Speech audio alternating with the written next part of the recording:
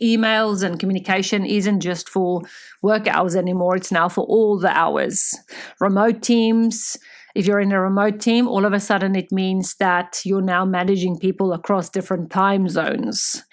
Digital tools like Zoom, Slack, Trello, and again, like Microsoft Teams have become ways to have meetings now. I mean, since COVID, we realized that we don't need to be face-to-face for meetings. We can actually do it online. And you don't need to be in front of a whiteboard anymore or do a presentation because you can literally just do it on your computer. So the pressure is all to be always online is totally real. We're more connected than ever, and yet more distracted, anxious, and burnt out than ever. What does leadership look like when the digital world never switches off? That's literally what we're facing on a day-to-day basis. The digital workplace has also not helped because it's blurred lines between work and home, increased communication speed, and the expectations regarding the digital age and regarding all our digital tech that we're using at work. And of course, it's brought about new challenges for us as leaders as well, especially if you've been leading for longer than a certain time, especially I would say, in the last 5 to 10 years, which it's where I've been leading. Technology has literally taken over the workplace. So today we'll be talking about the top challenges that us as female Christian leaders face in this digital world and in this digital era. And then next week in part 2, we'll be discussing how you can stay anchored in faith, wisdom, and integrity whilst using basically all this digital tech and just leading well when it comes to all the digital tech. So let's do it. Do you wish that you could lead your team in a way that honors and glorifies God? Are you struggling to overcome self-doubt as a leader and have a desire to be more confident in your role? Welcome to the Women of Faith in Leadership podcast. I'm Rika, and for the last decade, I've experienced my fair share of managing challenging employees and teams in middle management leadership roles. I committed my leadership journey to God, and it changed everything. And I'm ready to share everything I've learned with you. Now, if you're ready to lead your team in a way that honors God, grab that notebook and pen, and don't forget your chai latte, and let's dive in. Now, before we dive into today's episode, I wanted to personally invite you to a powerful event I'll be speaking at very soon. It's called the Strong Minds Start at Home, a faith-based mental health summit for moms and kids. And it's happening online this coming weekend, August 15 to 16. I'll be sharing a deeply personal talk called When Work Steals Home, the silent burnout of high-achieving mothers, because that is literally what I did. Well, my work stole my home. And as a leader and as a mum of 3 neurodivergent children, I know firsthand what it feels like to give your best to your workplace and your leftovers to your family. In this session, I'm sharing the hard lessons I've learned about burnout, balance, and protecting your family's mental health, starting with your own. You'll also hear from other incredible speakers on topics like natural support for kids with anxiety and behavior challenges, faith-based tools to help moms stay calm and connected, and solutions rooted in neuroscience, not just medication. And the best of all is it's completely free to attend, and you can grab a VIP pass for lifetime access and for some additional exclusive resources. Head to the link in the show notes to register now, and I'd love to see you there. Now, the way we lead today looks drastically different, like I mentioned, from when we led 10 years ago. So 10 years when I stepped into my very first leadership role, we didn't have any digital. We had some digital tech, if I say it like that, in the workplace, basically for online learning, basically signing in and signing out at the beginning and at the end of your shift or of your day, just to say that you were actually at work that day. But in terms of teaching, so I was teaching in daycare in one of my first leadership roles. Actually, my very first leadership role in a school was a head of year, and that was at a primary school back in South Africa. And that year as well, there was no digital tech. We had computers where we did our planning and we would email that planning to each other, but we didn't have things like Slack or Teams or Monday.com or anything like that to communicate with each other. It was email. That was the main source of communication.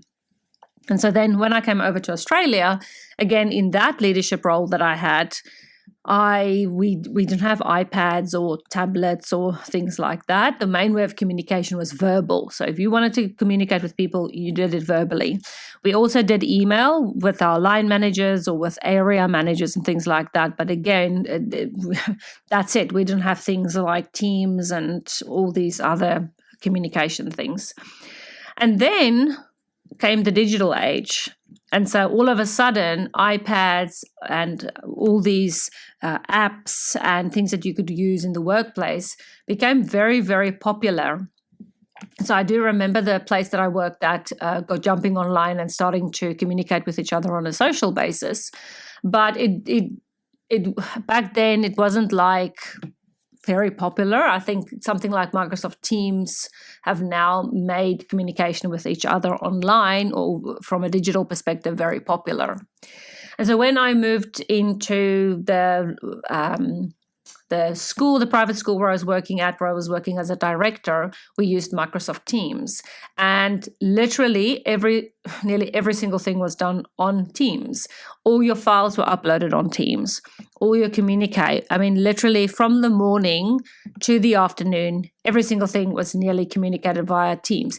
Even if we communicated it verbally, guess what? We would still go and put it on Teams so that because we covered ourselves, we were like, well, it's on Teams. So why, if you just opened your eyes and read it, you would see it, So it kind of became a thing like that where you were forcing people to be online or on an app 24/7.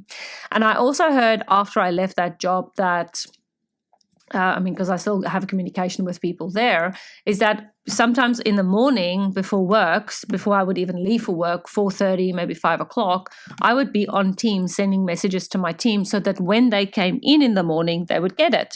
But some people didn't turn their notifications off, or for some reason, I don't know, I always just said, turn your notifications off if you don't want to receive my messages. But it became a normal thing for me to send messages at all the hours of the night and the day. And I think if I look at back at that now, that was very, very unacceptable behavior from myself, because I was showing my team that there are no boundaries. There's absolutely no boundaries when it comes to digital tech. And if the rules don't count for me, what rules count for them? So I unfortunately had to learn some lessons the hard way.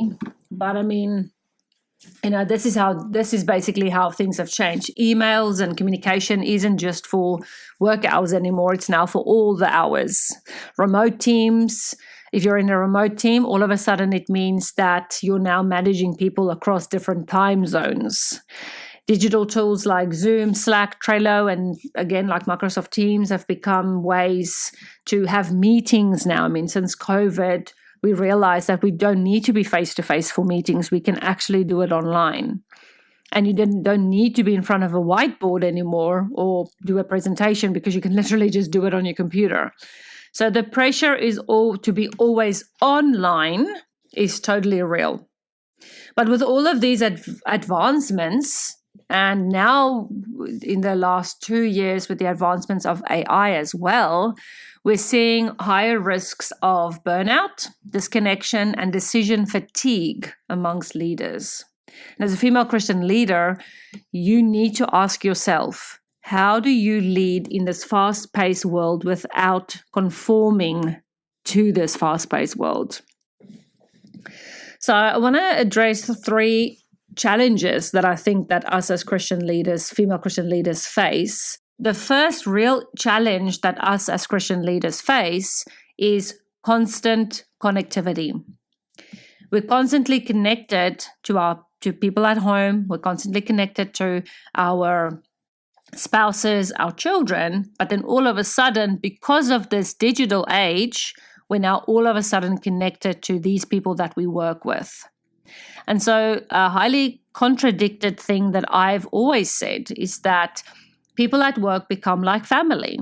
And there's a lot of people who say to me that that's not true and it shouldn't be like that, because you would basically bend over backwards for a family member, but you should not be doing that for somebody at work because they are just a colleague and they're replaceable.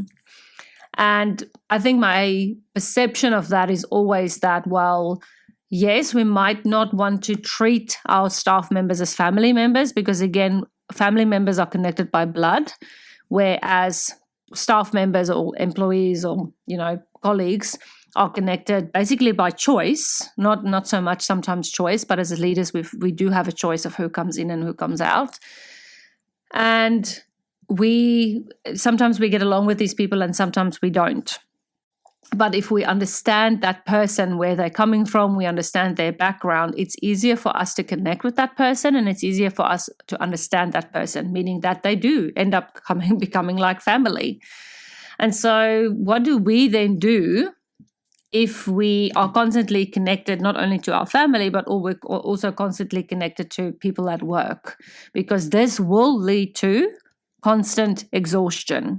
Constant connectivity leads to constant exhaustion.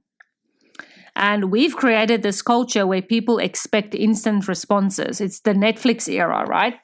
I want to watch a movie now, and therefore I want to watch it right now. It's instant gratification, which means instant responses.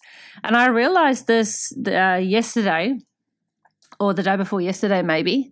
I messaged my daughter and 1 minute had gone by and she did not respond to me. So I called her and she was like, oh, sorry, I didn't get back to you. And I thought to myself, it's okay. It was only 1 minute, but I'm still calling you. It's that instant response. Even I do it. Even I'm used to the fact that people respond instantly. And how anxious do you start feeling if people don't get back to you? If you start feeling anxious, like, oh, the person's read the message, but they're not getting back to me. Are they angry at me? Did I say something wrong? It's that whole cycle of like anxiety because this person's not connecting with you immediately. So what we do need to do is we need to take a break from it, which is so difficult. So difficult. I know I really struggle with this as well, but I'm working on it. And that's why I'm sharing this with you, because I think it's something that we can work on together. Rest is biblical. Even Jesus withdrew to quiet places.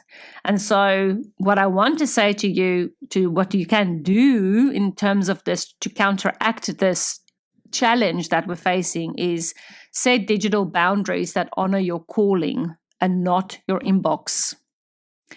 And these boundaries should look like, and what's so great is I'm going to have interrupted myself now to say what it'll look like, but there are apps that can help you to set these boundaries.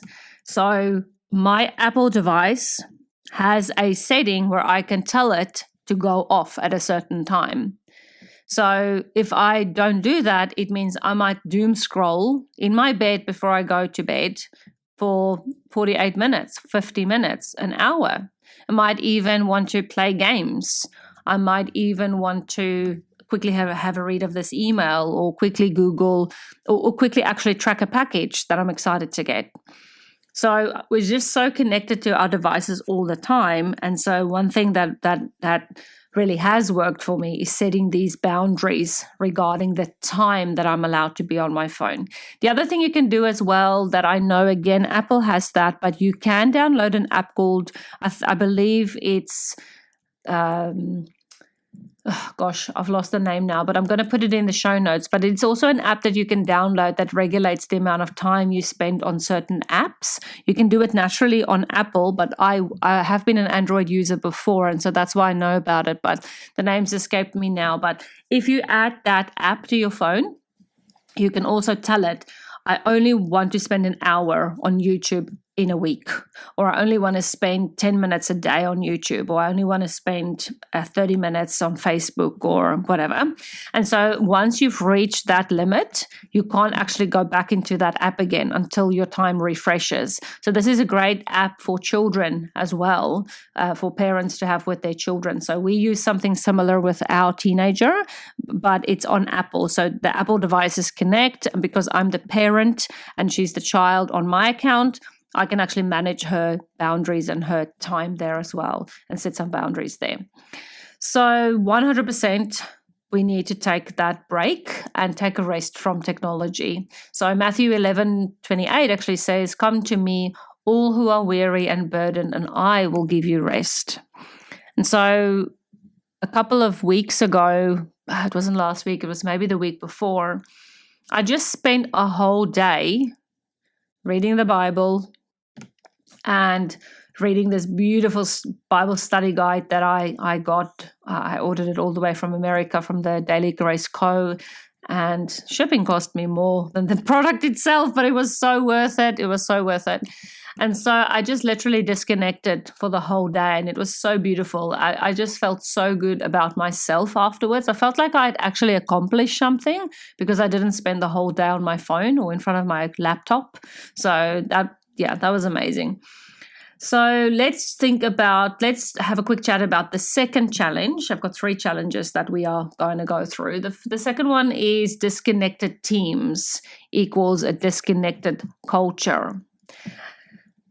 The issue that we are facing at work is that because people are all online, and similar to what I had with where everything is discussed on Teams, or even then maybe quickly said verbally and then added onto Teams, is the fact that we get really disconnected from each other and we don't know how to have relationships with each other anymore because things are all going online. I know that there is some listeners who actually manage remote teams as well.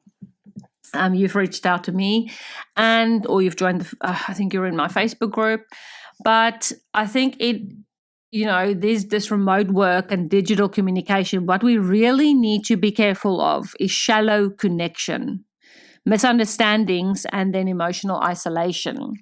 So let's chat about those 3. The shallow connection. Shallow connection is basically where it's the hi and the bye, and we only chat or see each other when we are in meetings together. Because of that digital connection or digital chats or whatever that we're constantly having, we don't actually get to see that person or chat to that person face to face. And then you full on expect, let's say at the annual work function where everybody's flies in, and you finally get to meet this person face to face, you have this expectation of what it's going to be like, and then it's actually, you realize this is just a very shallow connection. And so something similar happened to me. I actually knew someone from school, and then one day on Facebook, we started chatting with each other, and we had like full-blown discussions about just, school and about what we did after school, and we just got along so well. But I did not like her at school. I'll be completely honest. I did not like her at school. And I was so surprised how well I got along with her. And I'm not even quite sure how we connected in the first place, but okay. I was very surprised over this connection that I'm having with her. And so then when we had our 10-year school reunion, what did I expect? I full on expected her to connect with me, to chat with me the same way we did over Facebook, right? Over Facebook Messenger or Facebook, I don't even know. Because that was ages ago, because in the meantime, I've already had my 20-year reunion. So, but at this 10-year reunion, she completely ignored me and pretended that I didn't even exist. And also as if she didn't like me, which was kind of the vibe back in school, right? So at the 10-year reunion, I thought to myself, oh my gosh, and I'm going to say straight what I thought. I thought, you two-face, you were so friendly to me over Facebook, and then all of a sudden, here we are seeing each other again, and you just ignoring me and not even friendly to me. And I wondered, does she know who I am? We had this full-blown discussion and you're just ignoring me? But I think that it makes me think about a similar situation, at work, where you might believe that you're forming a real connection with a remote worker or something like that because you're only chatting on Teams.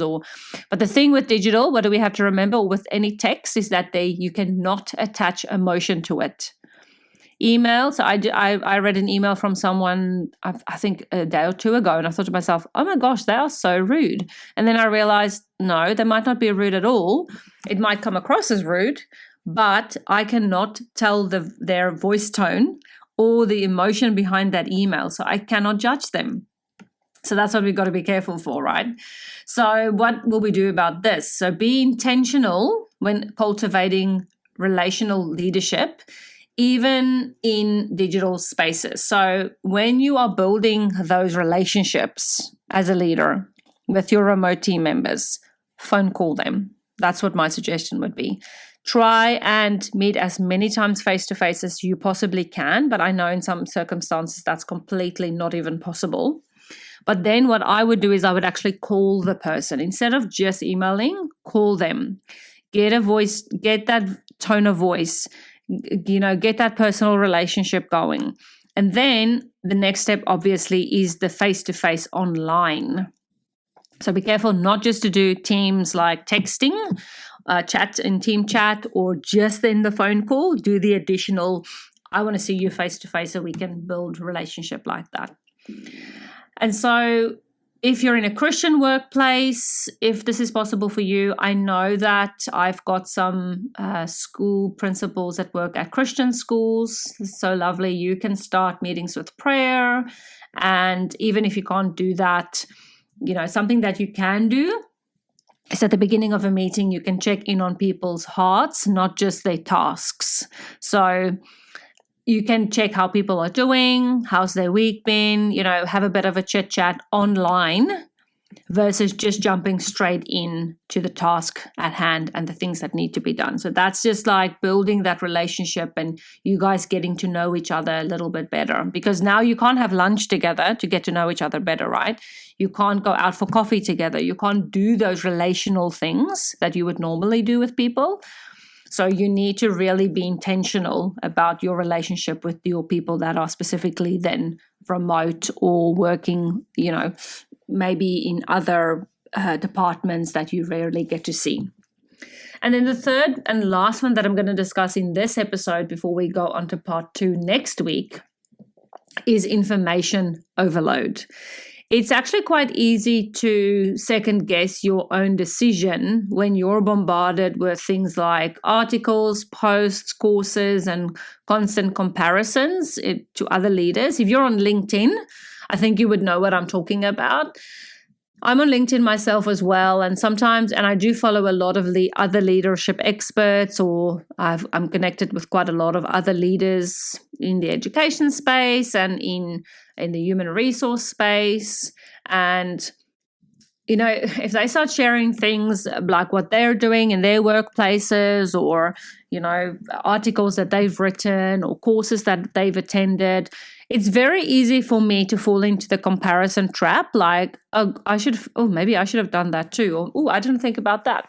And, even now that I've got my MBA, and I'm lucky enough, I can put the letters MBA at the back of my name now. I can officially do that because I've got my MBA. Sometimes I still wonder, but shouldn't I go and study this? Shouldn't I go and do that? Oh, I really want to go and do this. That'll make me look more credible. This will make me sound more credible. This will make me do this. This will make me do that.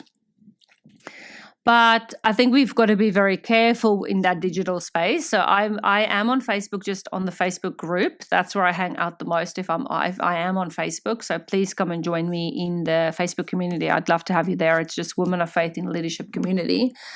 But from there, I think the only other place I really hang out is LinkedIn. I love LinkedIn because it's all professionals. Everyone that's there are people who are interested in being there. It's not just a doom scroll. You don't doom scroll on LinkedIn. You go there for a reason, right? So that's why I do like it. But I have come to notice that, okay, I need to not compare myself when I am on LinkedIn, because that can lead to leadership paralysis, or I really like the term analysis paralysis, where you are constantly overanalyzing things that you do. And this will cause you to doubt yourself. And we're trying to, this big thing about getting over self-doubt, gaining confidence. Therefore, if something like LinkedIn or Facebook or, wherever you compare yourself is a trigger to you, then you need to be super intentional if you do go on those platforms, or avoid those platforms altogether, because you don't want that to be a trigger for you. But also, let scripture be your anchor. use godly discernment to filter advice through the lens of biblical wisdom, not just trendy leadership hacks, because there has been so many trendy leadership stuff that's come about that I've seen on LinkedIn and even on Instagram. And not that I'm even on there all too much, but because I only follow a certain amount of people, those things always pop up for me. And I don't want to be that person who just follows these trends. One of the trends that I really wanted to jump on was on LinkedIn. You could be acknowledged as an expert in a certain field or in a certain niche. And that was something that I wanted, that badge. I wanted that leadership, that LinkedIn badge, to show that I was an expert in leadership. And so to do that, you need to write a certain amount of newsletter articles. People need to then endorse your articles, and then people need to engage with it, and it was this whole thing. And that was something that I really wanted, until I realized that what does it really matter if I have that badge or not? I thought if I have that badge, it's going to make me look more credible on LinkedIn, but I don't need a badge to show that I'm credible in being leadership. People just need to go and listen to the podcast. Then they can hear all my flops and all my stories of how I have failed, but also succeeded in leadership. So, I've given up on that, and I haven't actually posted on LinkedIn in a very long time, because I realized that should not be my focus. Being an expert on LinkedIn should not be my focus. My focus should be serving you guys on this show, serving the listener on this podcast. And then from there, going all in on my Facebook group and in the community, and engage with people in the community and get those, and then start those communications, start communication with those people, because the people who come into the community, those are the people who want that connection. Those are the people who want to communicate with me, who want to be closer to me, who wants to learn more about what I have to say. So again, if that's you, come into the Facebook community, because that's where I'm going to hang out most of the time. So email me. I'm on email as well, because again, I'm an old school. I love the email stuff still, but the Facebook group is where I do hang out. So before I love and leave you for this episode, for part 1, I just want to quickly remind you that about the upcoming summit. So if today's conversation about the digital age and leadership challenges and everything struck a chord with you, I'd love for you to join me in this Strong Mind Start at Home Summit. I'll be speaking on when work steals home, the silent burnout of high-achieving mothers, and I'll be sharing what I've learned about protecting your mental health while leading with purpose at work and at home. It's free to attend and packed with faith-based support for moms and leaders. You can save your spot by clicking on the link in the show notes, and then stay tuned, because next week we'll dive into the practical and biblical ways to lead well in a digital world. I can't wait to see you then. Bye. Hey, I hope you enjoyed today's episode. If so, would you take 30 seconds and leave me a 5-star written review on Apple Podcasts? It would mean so much to me to read your feedback. Also, it would really bless me big if you shared this episode with a fellow leader who might benefit from hearing today's message. And remember, put on the armor of God daily and walk by faith and not by sight. I'll meet you back on Monday for another episode.